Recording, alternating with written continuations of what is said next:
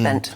We're crossing to Ireland now. The country's waking up to the reality of the immigration crisis. Anne and I were reporting on this at the weekend. Yeah, it's fascinating. The Republic's main opposition party, Sinn Féin, have outlined a stricter immigration policy after a poll found that Irish voters care more about immigration than any other issue. That's because it's out of control. Where else could it be out of control? Taoiseach Simon, he's the boss man, he's the Prime Minister. Simon Harris faces increasing pressure to crack down on what is going on. We're now joined by Irish political correspondent Ben Scallan. Ben, this story really has taken on a life of its own over the past couple of weeks, but this has been brewing for a long time, hasn't it? Yeah, several years now, really since the outbreak of the Ukraine war, when our government made a very grandiose commitment to having a no-cap policy when it came to asylum seekers. They said we will take as many as come effectively, and specifically they said that they were bracing to accept as many as 200,000 asylum seekers entering Ireland, which for those who don't know, the Republic of Ireland's population is just over 5 million. So 200,000 in a country with a population of that size is astonishing, as you can imagine. But Ben, where did the cockiness to say that come from? Is this because the Irish economy is in such a good place?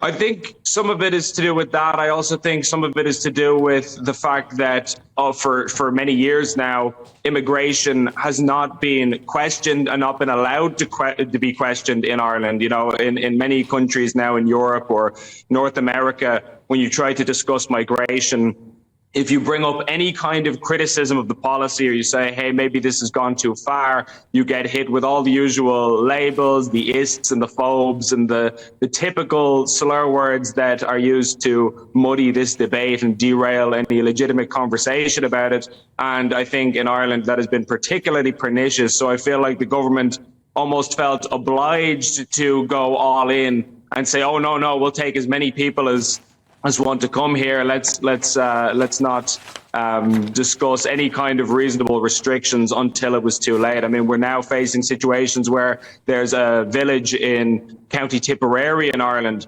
where the population of the town is 165 people, and they're talking about moving 280 asylum seekers into the town. So more asylum seekers in your village than there are locals there, which is just clearly madness. I don't know anybody, liberal, conservative, right-wing, left-wing, who would think that that was a wise or sensible idea.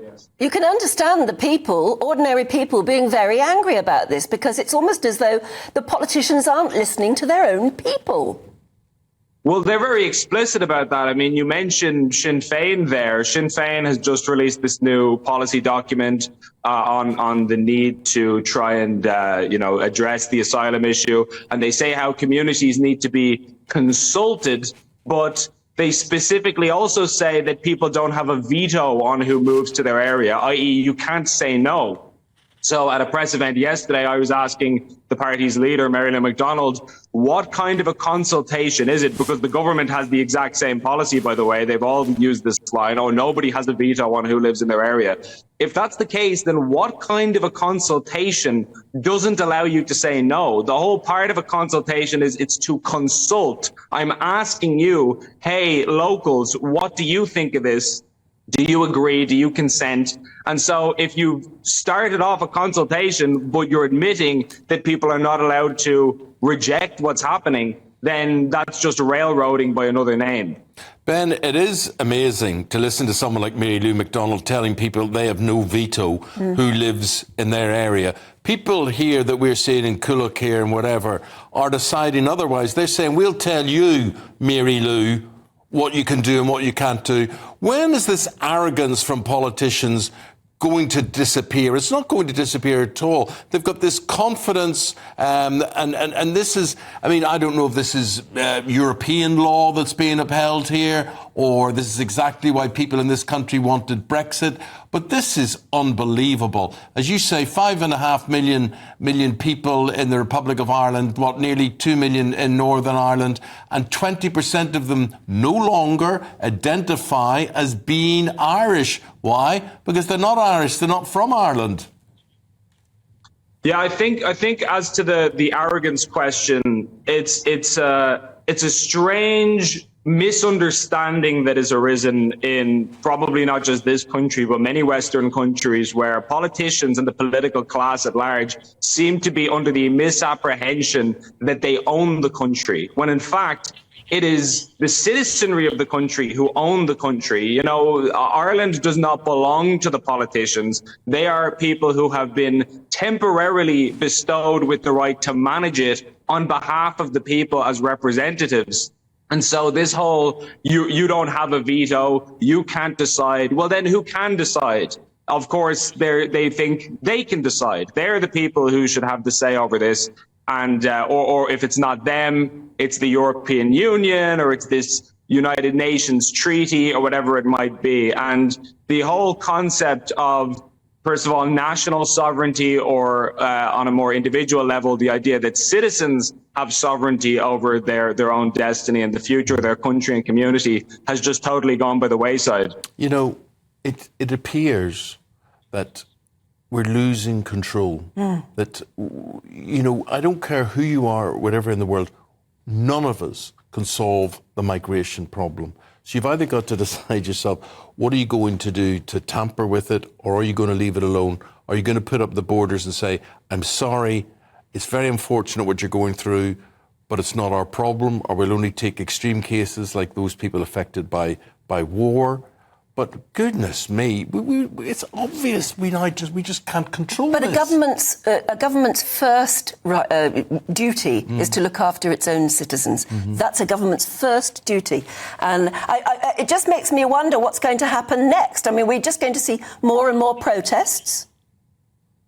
Yes, I mean, it seems like we're on that trajectory, certainly. I find it very noteworthy that just a couple of years ago, before things had gotten really out of control, the government received a secret cabinet memo which specifically warned them that if you proceed on this path, it could easily damage social cohesion, and particularly in deprived, underprivileged communities where services are already scarce, and then you're bringing in a whole new group of people, which will just add to the demand. They were warned about this in 2022, before things had gotten out of control. They proceeded to ignore that advice and do it anyway, and now we're at the situation where we've seen multiple riots. There's these kinds of fiery scenes unfolding in working class communities all over the country. And you think, this is just ludicrous. I mean, first of all, anybody with common sense could have warned you that something like this would happen, but you wouldn't even, if you didn't want to believe them, your own trusted advisors warned you that this would happen, and you still stepped on the landmine having looked directly at it, and then you made the decision anyway, you know?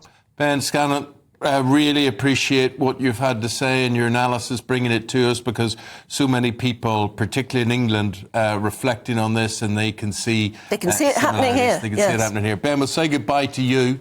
Thank you very much indeed. And, you know, when you make out, it's interesting that Ireland, part of the European Union, is the first to really explode about all of this. But Greece, Italy, Spain, this is happening all around. I mean, you just can't make out that you're the odd one, or there's something wrong with you because you see this as a danger. But do you remember Angela Merkel saying, we welcome all refugees? And she sort of opened her arms to them and said, our country will open our arms to you. We will embrace you, I think she said. And then was overrun, practically. But where's she now? Well, it saw her out of office, really, didn't it?